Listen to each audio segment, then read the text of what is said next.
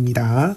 2026학년도 EBS 수능 특강 적용학습 과학기술 2강 보어와 슈레딩거의 원자 모형 해설 시작하겠습니다. 난이도가 조금 높다고 생각되는 지문이고요. 6문제가 들어가 있습니다. 우리는 마지막 문제 6번 단어 문제를 제외하고 다 해설을 하도록 하겠습니다. 1번 문단입니다. 수소기체에 전기 방전을 일으키면, 즉 에너지를 쏘면 에너지를 흡수한 바깥에서 외부 에너지가 들어갔어요. 에너지를 흡수한 수소 분자의 H2의 분자 내 결합이 깨지면서 수소 분자가 수소 원자들 가장 작은 단위라는 수소 원자로 분해됩니다. 이렇게 생성된 수소 원자 내 전자는 들뜬 상태가 되어서 바닥 상태인 기저 상태보다 높은 에너지를 갖게 되고, 지금 잠깐 멈추고 설명을 하고 들어가도록 하겠습니다.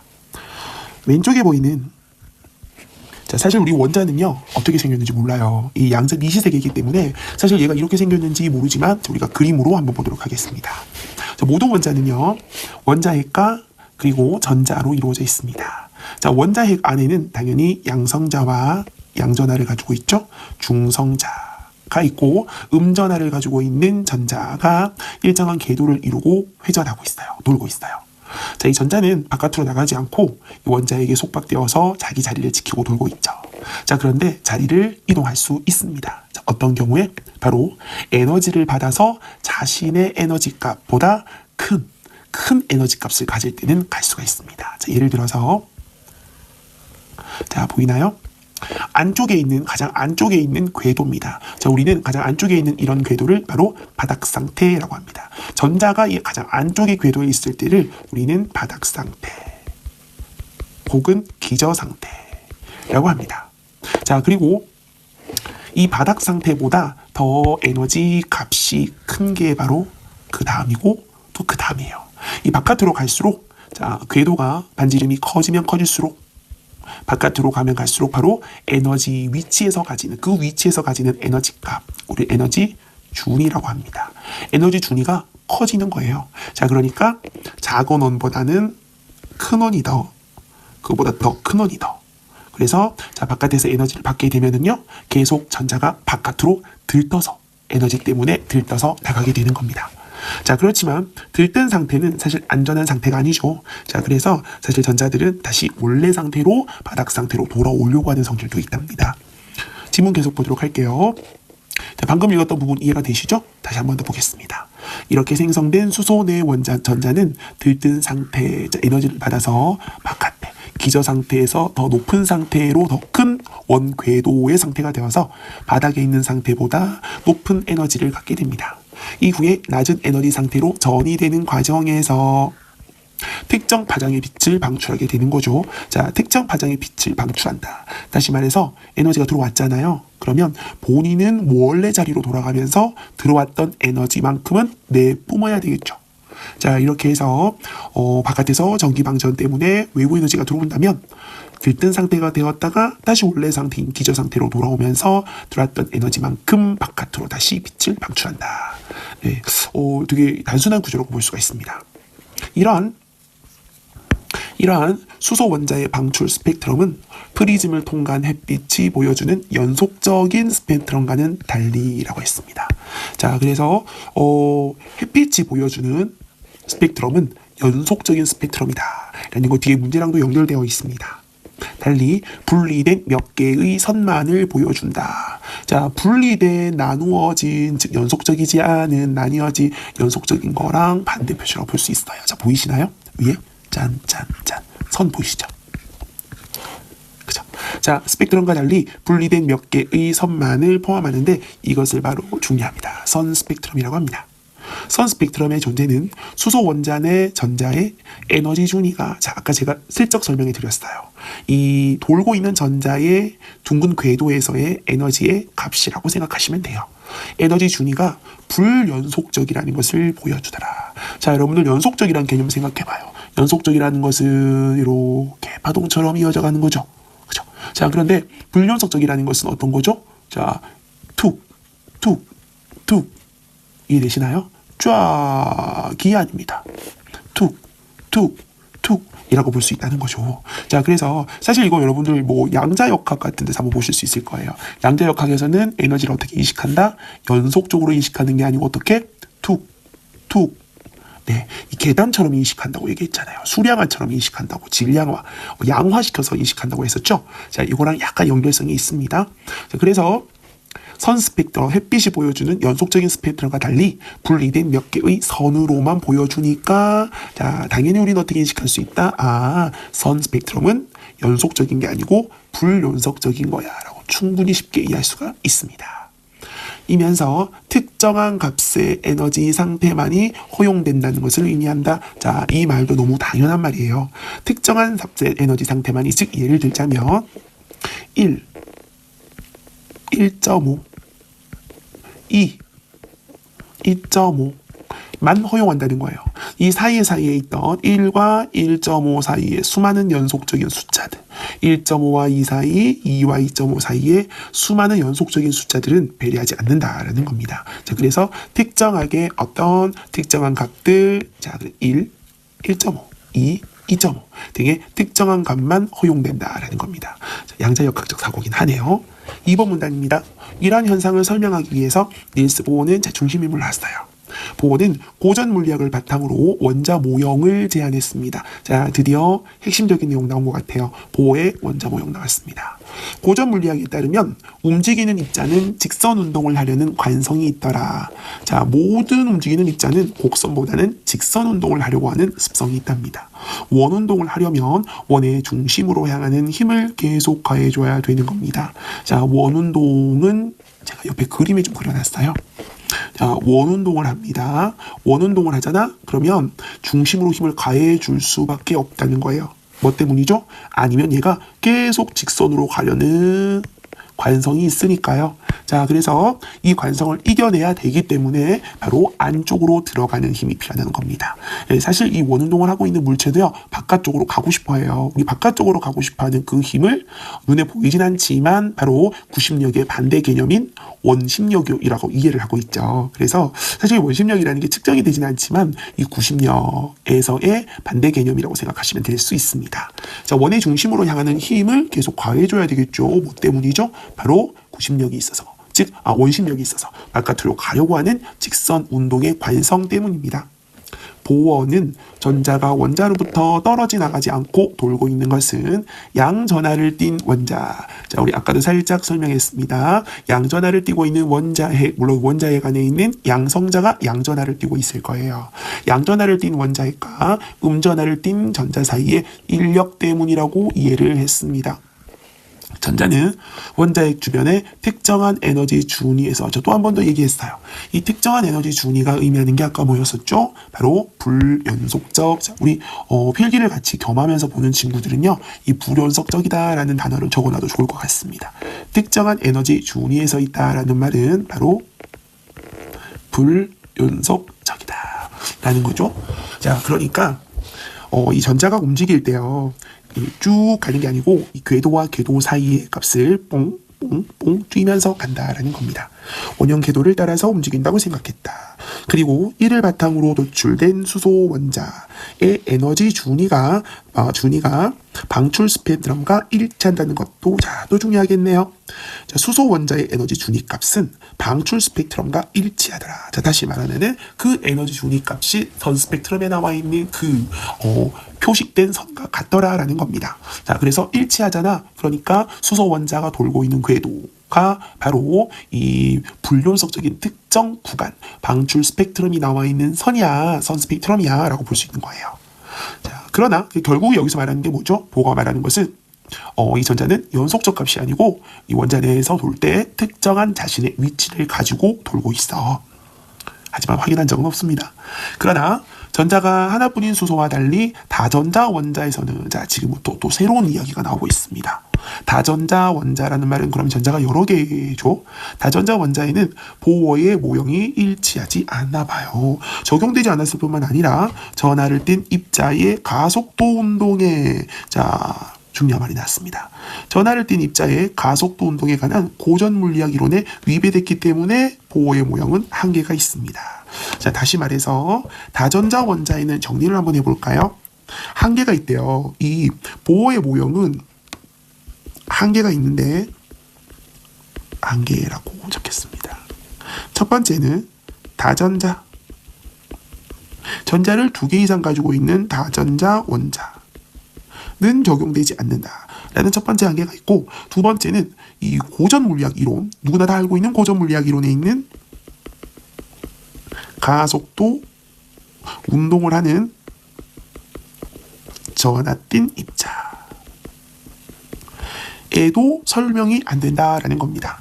자, 이 두 가지 때문에 우리는 보호가 한계가 있다라고 보는 거예요. 다시 말해서 즉 전자는 원형 궤도를 따라서 원자핵 주위를 움직일 수 없다라고 이야기를 한 겁니다. 뭐 때문이죠? 고전 물리학에 위배됐기 때문에. 자, 그래서 고전 물리학 이론을 적용시켜 본다면 결국 보어에 일정한 궤도를 가지고 돌고 있어, 에너지 준위값을 가지고 돌고 있어, 그곳에 전자가 있어 라는 것을 이론적으로는 설명할 수가 없다는 겁니다. 세 번째 문단이에요. 슈레딩거는 전자의 파동성을 바탕으로 새로운 이론이 나왔어요. 이번에는 무시무시한 슈레딩거입니다. 우리 슈레딩거 하면은 슈레딩거의 고양이, 그죠? 상자 안에 고양이가 있을까 없을까 보지 않는다면 사실 있는 상태와 없는 상태가 공존한다 라는 게 사실 양자역학의 기초죠. 자, 슈레딩거는요, 전자의 파동성을 바탕으로, 매우 중요합니다. 파동성. 자, 우리 아까 닐스 보어는 뭐였죠?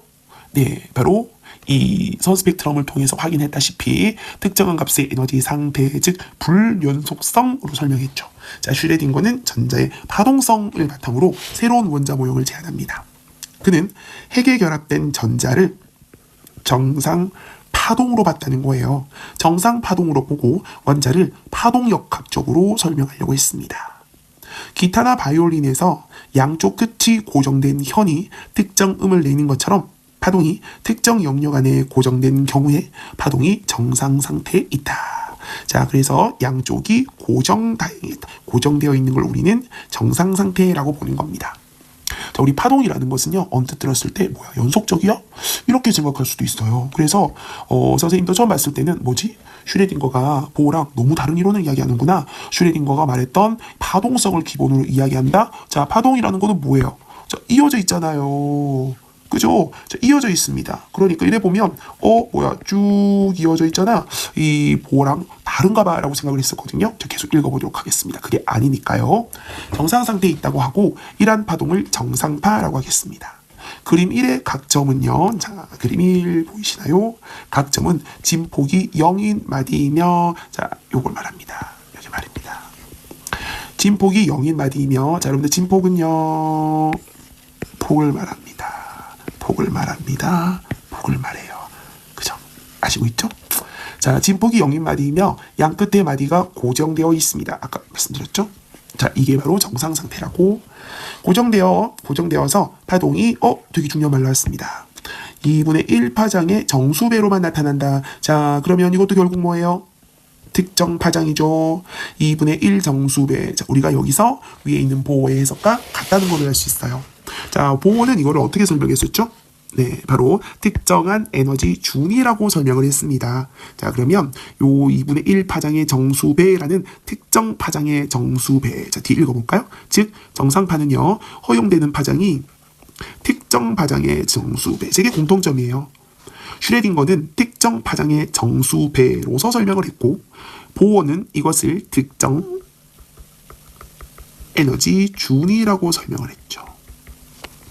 자, 어느 정도 비슷하다고 볼 수 있을 것 같습니다. 계속. 따라서 전자를 정상파로 가정한다면 파장이 불연속적인 값을 갖는다는 것을 설명할 수가 있습니다. 자, 우리 그러면 다 같이 그림 1번 보도록 하죠. 그림 1번을 보면 2분의 1 파장 보겠습니다. 자, 파장. 원위치까지 돌아올 때를 우리가 자신의 위치까지 돌아오는 걸 하나의 파장이라고 하죠. 자, 그리고 2분의 1 파장이었습니다. 그 사이에 있는 무수히 많은 얘들은 파장이라고, 값이라고 생각을 하지 않는 거예요. 자, 그러면 이제 2분의 2 파장, 즉 1 파장 들어가겠습니다. 자, 어때요? 위치에서 돌아올 때까지 됐죠? 자, 그리고 보이시나요? 2분의 3 파장. 다들 특정 값을 가진다고 볼 수가 있습니다.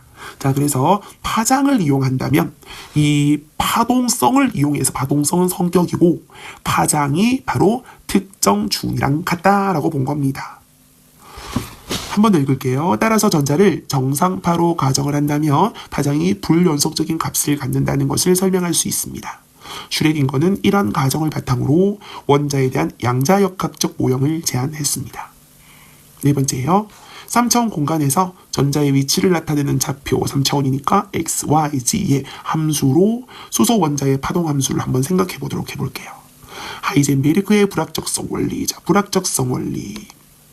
불확정성 원리도 일종의 양자역학적인 개념으로 이해하시면 될 것 같아요. 자, 확정되지 않았다라는 이론이죠. 어떤 입자의 위치와 운동량은 동시에 정확히 측정하는 것은 불가능하다고 했습니다. 사실 위치와 운동량을 정확히 측정하는 것 자체는 사실 위치의 불확정성, 운동량의 불확정성이 있기 때문에 불가능하다고 볼 수가 있어요. 실제로 선생님이 지금 있는 곳의 위치를 이 거리라는 불확정적인, 즉 양자역학적으로 개념으로 이해가 할 것 같은데 사실 확인할 수가 없습니다. 그래서 정확히 측정하는 것은 불가능하다는 거거든요. 자, 너무 깊이 있게 들어갈 것까지는 없을 것 같고, 하이젠베르크의 불확정성 원리에 따른다면은요, 결국은 자, 특정 위치와 특정 운동량은 동시에 정확히 측정하는 것은 불가능하다. 이게 좀 중요하죠? 파동 함수를 통해서 전자의 정확한 움직임은 알 수가 없습니다. 자, 그래서 전자가 어디에 있는지 이 함수를 통해서, 파동 함수를 통해서 알 수가 없는데 여기서 중요한 게 나와요. 파동 함수의 제곱값은 의미를 가지고 있습니다. 그 값은 공간의 특정 점 부근에서, 자, 이제 나오죠? 어떤 공간의 특정 점 부근에서 전자를 발견할 확률이에요. 파동 함수 값이 있는데 그 함수의 제곱값은 전자를 발견한, 즉 이곳에 전자가 있을 확률이라는 겁니다. 전자의 위치만 안다면은요, 우리가 전자가 어떤 연속적, 불연속적 이 값을 갖는 거를 충분히 알 수가 있잖아요. 이 전자가 어느 곳에 있을 거다라는 게 확인이 돼서, 예를 들어서 1에 있고 1.5에 있고 2에 있다면 역시 전자는 연속적인 값으로 나타내는 게 아니고 불연속적으로 존재하는구나를 알 수 있게 되는 거죠. 예를 들어서 점 1과 점 2에서 전자를 발견할 상대적 확률은요, 두 점의 좌표에 따른 파동 함수 값을 제곱을 해요. 이들 사이의 비율을 계산해서 얻을 수가 있답니다. 점 2의 함수값, 어느 값이 있겠죠. 제곱에 대한 점 1의 함수값의 제곱의 비율이 만약에 100이더라. 그러면 1에서 전자를 발견할 확률이 2의 100배나 되더라 이겁니다. 그러니까 결국은 함수값이 필요한 것은요, 상대적인 발견 확률이라는 겁니다. 자, 그럼 당연히 확률이 높으면 높을수록 이곳에 전자가 있을 가능성이 크다는 거겠죠. 5번 문단입니다. 따라서 파동함수를 제곱을 해서, 자, 뭐를 찾기 위해서? 그곳에 전자가 있을 것 같을 확률을 찾기 위해서 파동함수를 제곱해서 그림 위에 A와 같이 전자 확률 분포를 그릴 수가 있어요. 우리 살짝 넘어가 볼까요? 자, 그려봤습니다. 바로 요 그림이겠죠? 그림에서 잘 보일지 모르겠어요. 안으로 들어갈수록 농도가 짙어요. 자, 그러니까 안쪽으로 갈수록 전자가 있을 가능성이 높다는 거겠죠. 자, 그러면 우리 아까 살짝 공부했던 이론 바닥 상태가 아마 전자가 있을 가능성이 크다는 걸 겁니다. 이 바닥 상태로 가면 갈수록 사실 안정된 구조거든요. 자, 여기 있던 전자가 돌고 있다가 에너지 받으면 쫙 바깥으로 들뜨게 된다. 어느 정도 약간 일맥상통하는 것 같은데요. 자, 그럼 다시 앞으로 넘어와서 5번 문제 다시 읽겠습니다. 파동함수를 제곱해서 그림 2번의 A와 같이 전자가 어디 있을지 확률 분포를 그릴 수 있습니다. 이 그림에서 어떤 점의 농도는요, 그 점에서 전자를 발견할 상대적 확률을 표시한 겁니다. 이때 전자를 발견할 확률은 핵에서 멀어질수록 감소합니다. 자, 다시 말해서 핵 근처에 있을수록 전자가 있을 가능성은 크다는 거겠죠. 따라서 수소핵 주위의 공간이 그림 2번의 A, 여기 있죠. 우리 보고 있는 거 같이 겹겹의 껍질로 쌓여 있다고 만약에 가정을 한다면 각 껍질 속에서 전자를 발견하는 확률은, 자, 아무래도 어떻게? 안쪽 껍질, 속껍질이 높다는 겁니다. 자, 확률은 그 B와 같이 그림 2번의 B와 같이 특정 거리까지 증가하다가 감소할 것이다. 이렇게 얘기했네요. 자, 요거는 조금 이해가 안 돼요. 왜냐하면 각 껍질 속에서 전자를 발견할 확률이, 자, 우리 분명히 아까 안쪽에서 가장 높을 거다라고 설명을 했거든요. 자, 그런데 그림 2번에 B와 같이 특정 거리까지 증가하다가 감소한다. 자, 그 다음부터 보겠습니다. 왜냐하면 핵으로부터 거리가 멀어질수록 전자를 발견할 확률이 감소하는 건 맞아요. 자, 그렇기 때문에 네, 확률이 감소한다? 아무래도 전자가 있을 가능성이 감소하는 건 맞습니다. 그렇지만 그 껍질마다 부피가 증가한대요. 그러니까 개수가 몇 개 없긴 하겠지만은 대신에 부피가 증가해요. 그러니까 그 부피 증가, 즉 더 커지기 때문에 그곳에 있는 전자가 아무래도 발견할 확률은 적어지지만 부피 자체가 증가하니까 아무래도 전자를 발견할 확률, 즉 각각의 껍질 속에서 전자를 발견할 확률은 방사 확률은 증가하다가 감소하기 때문이다. 자, 이제 그러니까 다시 한 번 더 이해를 하셔야 됩니다. 핵에 가까울수록요, 전자를 발견할 확률이 높아집니다. 자, 그렇지만 뒤로 가잖아요. 가면 각 껍질의 부피가 증가를 하게 돼요. 부피가 증가해요. 자, 그리고 그 껍질 속에서 껍질 안에서 전자를 발견할 확률이에요.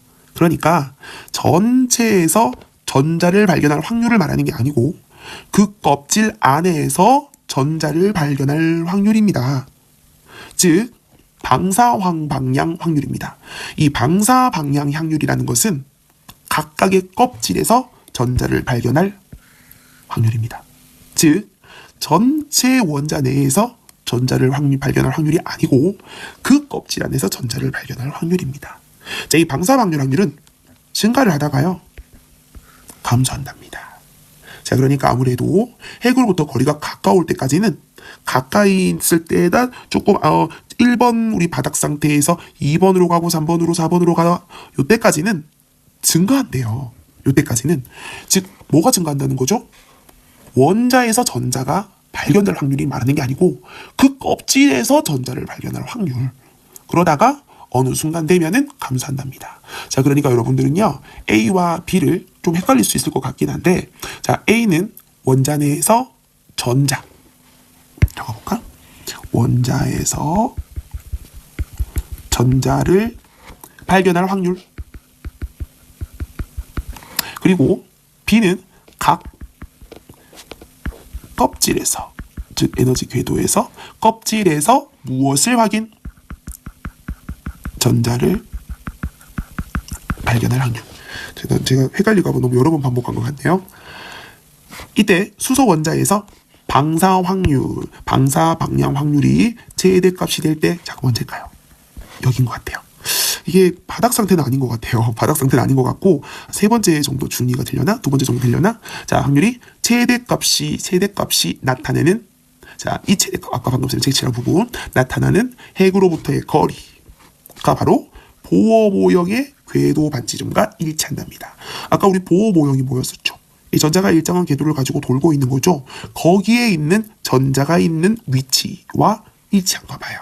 자, 그래서 결국은 방사방량 확률이 최대값이 나타나는 곳이 바로 보호 모형에 전자가 있는 곳이더라. 전자가 있어서 돌고 있는 곳에 궤도 반지름과 일치했다라는 겁니다. 자, 어떻습니까? 많이 어려웠나요? 문제로 바로 들어가 보도록 하겠습니다. 1번, 윗글에 대한 설명으로 가장 적절한 것은 볼게요. 제가 좀 체크를 좀 해놨어요. 자, 1번 문단은요, 일화가 없었습니다. 자, 그러니까 땡. 자, 2번은요, 수소 원자의 구조가 전자의 에너지 준위에 따라, 즉 수소 원자의 구조가 왜 에너지 준위에 따라서 뭘 변화했습니까? 그죠? 아니, 수소 원자가 에너지 준위를 바꾼다는 말은 있었죠.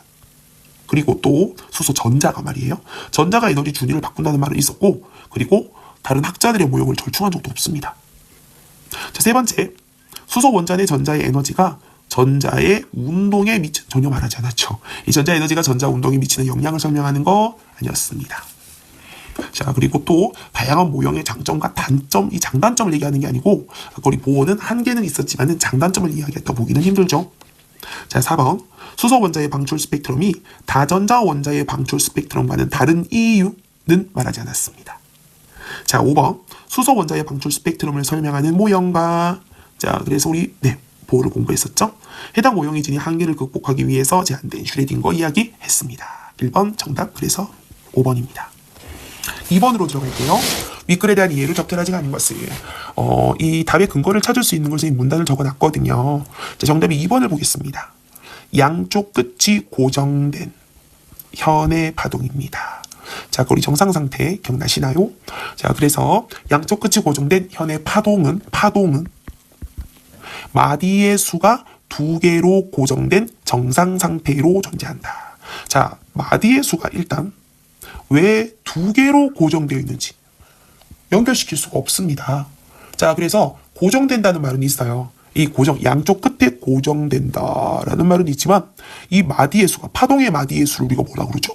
파장이라고 그러죠. 파장의 개수가 두 개로 되어 있다라는 말은 하지 않았습니다. 세 개도 있을 수 있고 네 개도 있을 수 있고 여러 개 있을 수 있겠죠. 정답 그래서 2번입니다. 네. 나머지는 뭐 1번, 4번 문단에 다 나와 있고 이 3번을 보면 수소 원자의 방출 스펙트럼은 선 스펙트럼이라고 말했어요. 불연속이죠. 햇빛의 스펙트럼은 연속이었습니다. 자, 2번 정답 쉽게 2번입니다. 3번으로 넘어갈게요. 보기를 바탕으로 가를 추론한 내용으로 가장 적절한 것을 찾아보도록 하겠습니다. 자, 가 한번 읽어볼까요? 전하를 띤 입자의 가속도 운동에 관한 고전 물리학 이론에 위배됐기 때문에 보호의 모형은 한계가 있었다. 좀 어렵습니다. 자, 그러면 지문 보겠습니다. 고전 물리학에 의하면, 자, 우리가 고전 물리학에 위배됐다고 했거든요. 우리 안에서 찾아야 돼요. 고전 물리학에 의하면 전하를 띤 입자는 가속도 운동을 할 때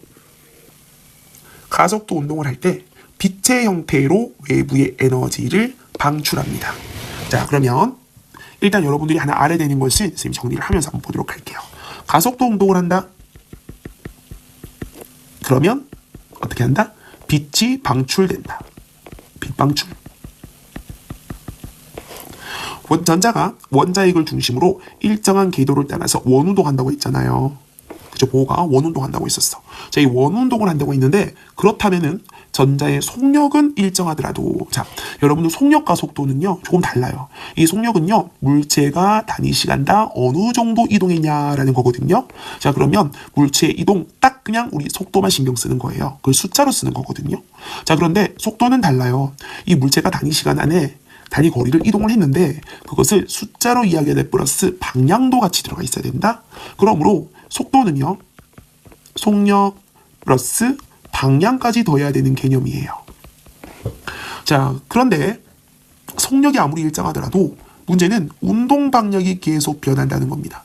방향성이 생긴다는 거죠. 자, 그러면 결국은 속도는 속력 플러스 방향이잖아요.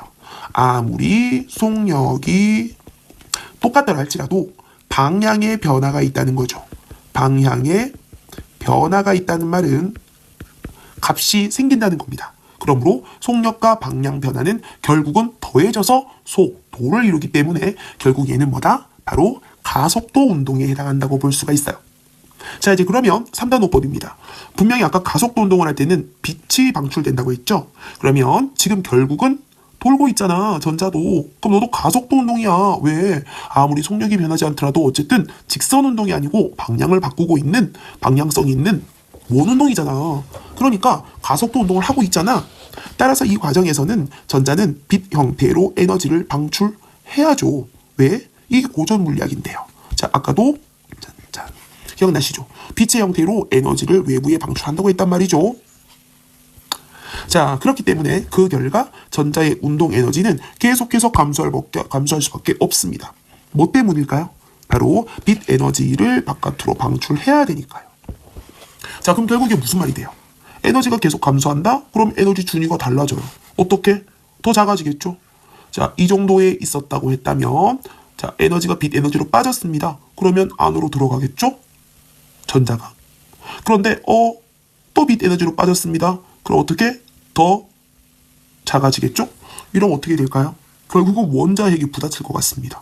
자, 그래서 추론한 내용으로 가장 적절한 것은 이렇게 된다면 빛 에너지가 나가서 핵에게 가서 에너지 준이 일정하게 유지 못되고 자신의 궤도를 잃어버리게 될 것이다 라고 추론할 수 있습니다. 정답은 2번입니다.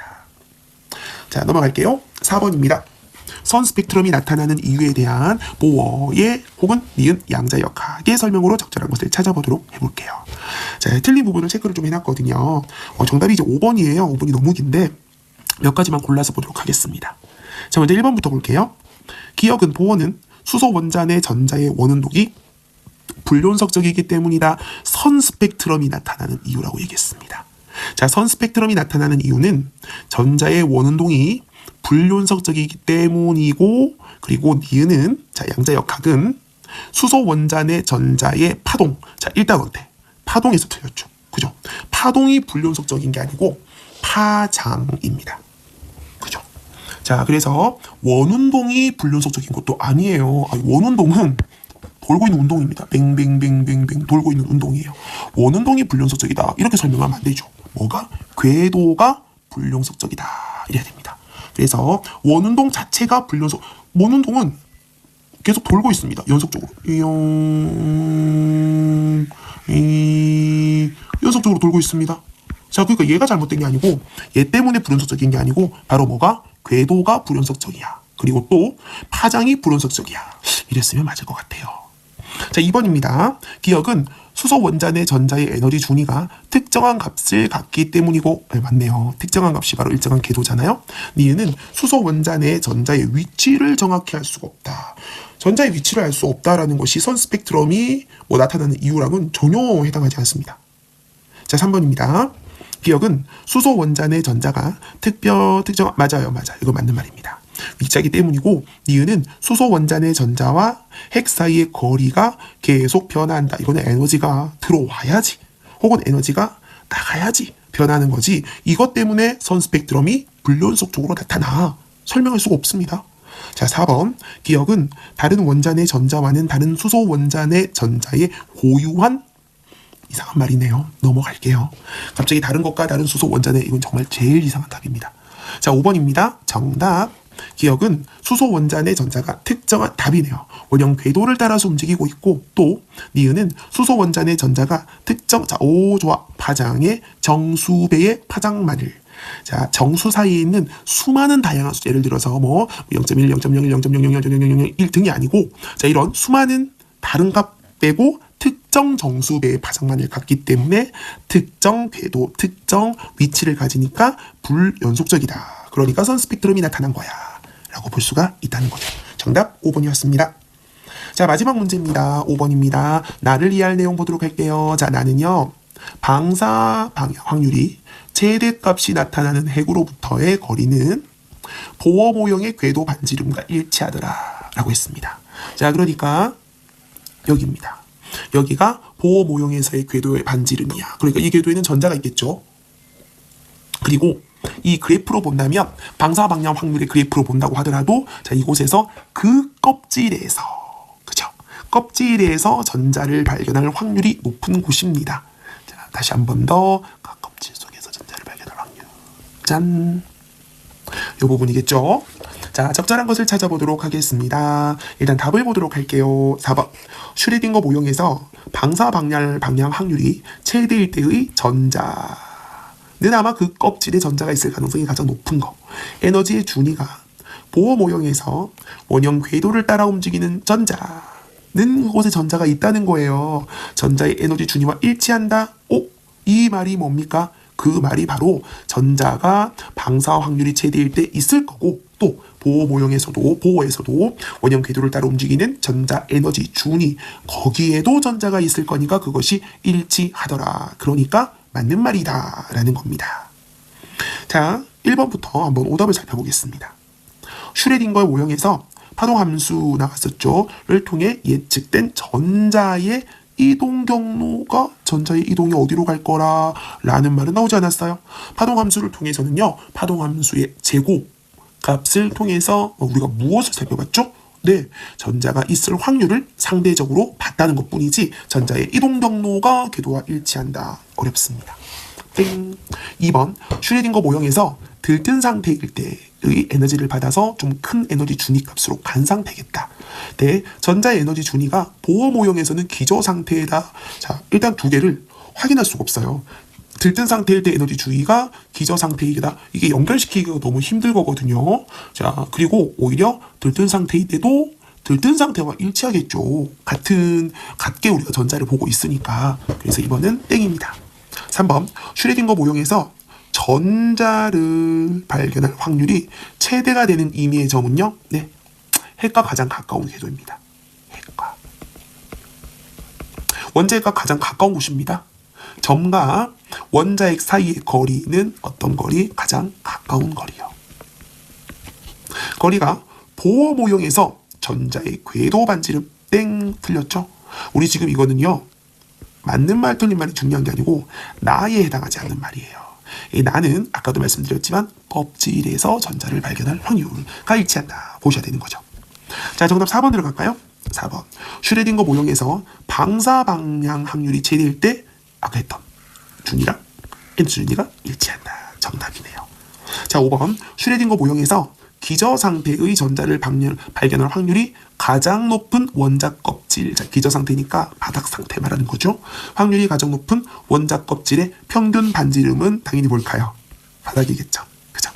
보호 모형에서 가장 높은 에너지 아닙니다. 보호 모형에서도 당연히 에너지 준위값이 작은 거. 바닥 상태일 거니까요.